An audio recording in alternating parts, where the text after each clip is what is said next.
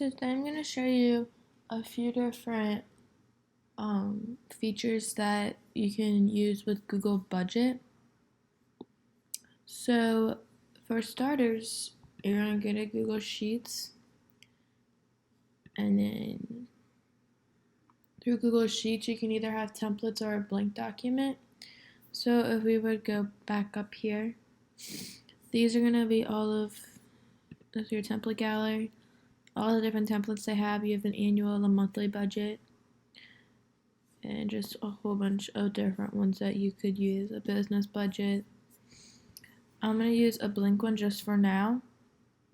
And one of the features is that when you go into add-ons, you normally go to get add-ons.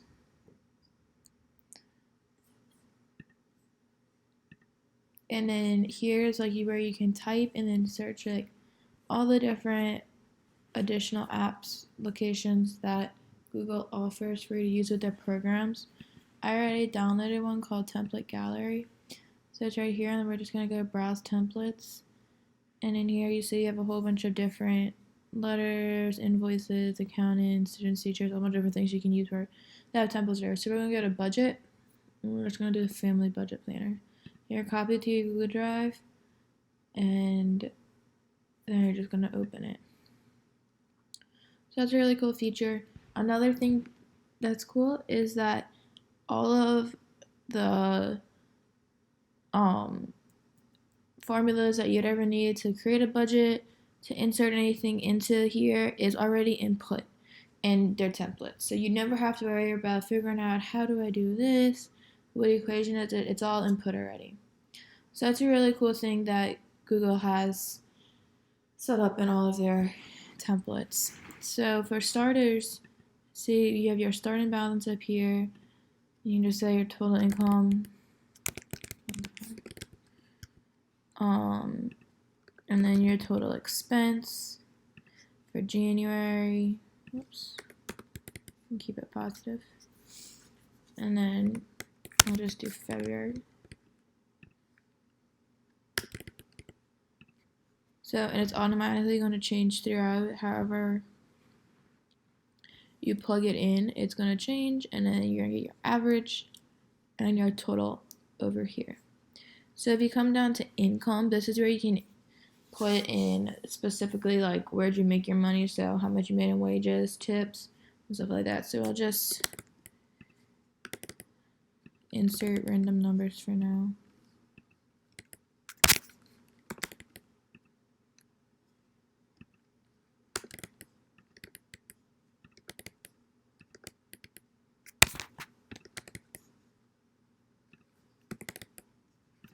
Alright, and then so after you do that, you have your total income that's actually broken down, which doesn't really add up, but just because we were playing around with it. If all these expenses that you plugged in were right in your income, then your total income would equal what you put up here. Over here is the total per category of what you had, and then your total altogether. And the same thing will work for home expense. And so like, since I plugged this in and I already went straight to it, that's like one of the cool formulas that it's already inserted for me that I don't have to do. If since it's a family planner, budget planner, if you were to do this and like you wanted your partner to input their half of like what they knew they had, you can just double click on it. I'm sorry. Yes, you would double click on it, and then you would go to comment, and then as soon as you type @, you're gonna get all these email addresses. So I'm just gonna add myself. And then like you can say what was this for. If you see something, if they put something you don't really know what it is, and then you're gonna email it to them, so they're gonna get the notification, and they can tell you what happened there. So that's a cool thing. If you want to do joint budgeting, they can both have access if you would share it with them, and then y'all would both be able to keep track of the money. Another cool feature is you can actually Google this about what emoji is what numbers, but I looked it up, and you just type in equals CHAR parentheses, and then for like a sad face, if money was not spent wisely, you just do that and click enter and hit smiley face. And that's also like with different, it's any like emoji or letter that they'll have their own number, so you can look that up and instead of type in if that's easier for you. Another thing we do is if you would select them, say you don't want anybody to change these, but like you're sharing it with somebody and they can change the rest, you would select all that and then you would go to protect range, and then right here, budget C16 to C18 is going to protect us. So nobody can change that if you set the permission. Same thing if you want to do it like the whole sheet, you just set permission and then nobody could change it. Another thing, if you wanted to, we're gonna have to put a whole bunch of different numbers for this next function.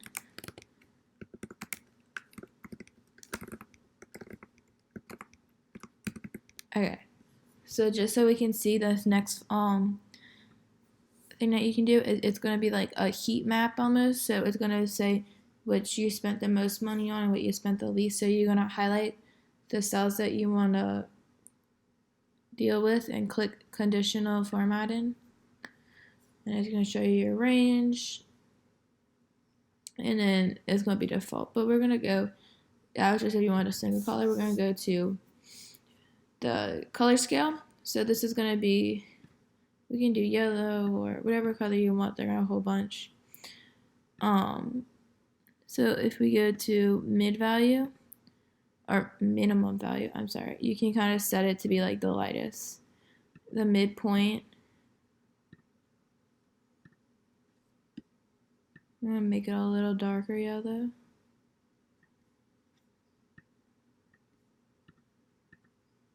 And then the max value, we're going to make like a burnt yellow. So here it's going to allow you like to see where you spent the most and least money throughout the month, and it just color codes it for you so it's easier for you to see.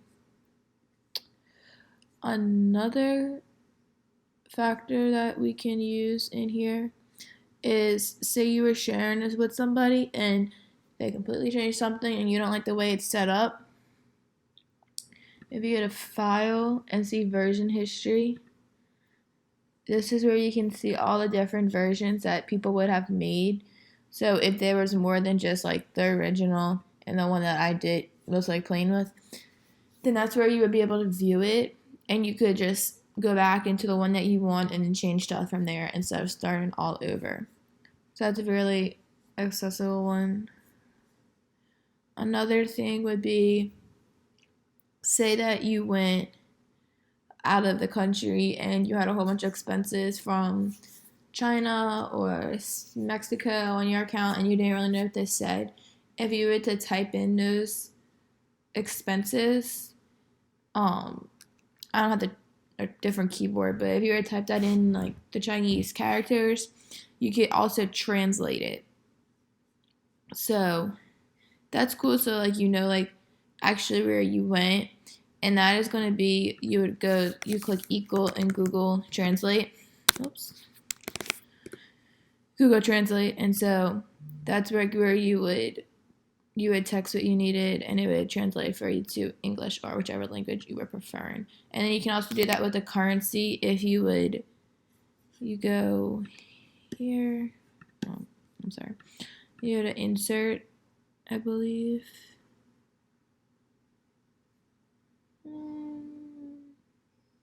Let's see.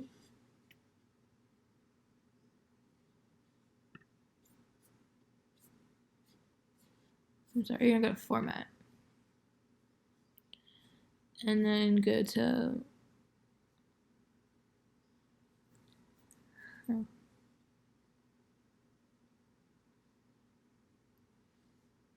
number and currency. There it is.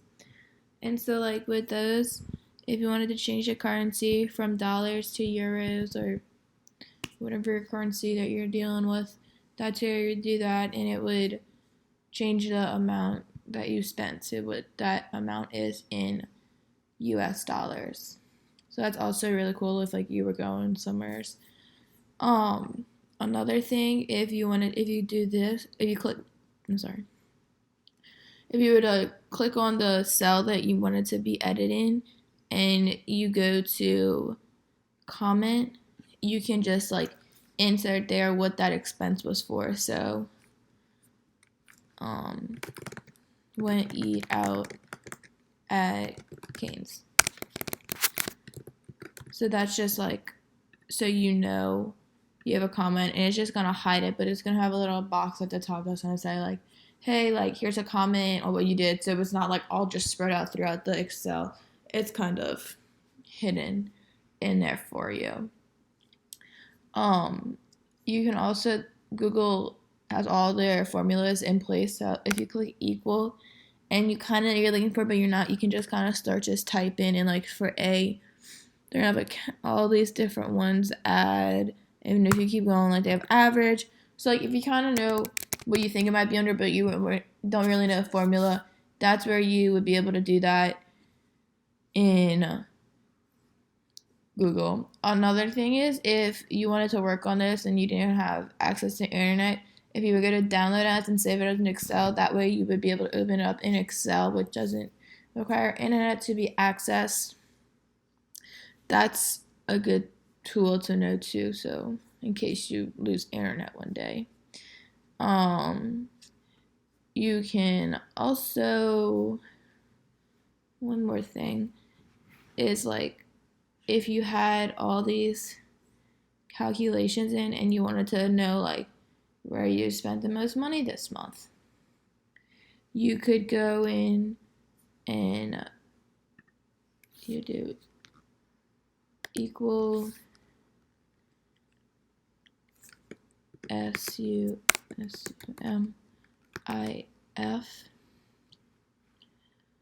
And so if you would just select these and then you click enter,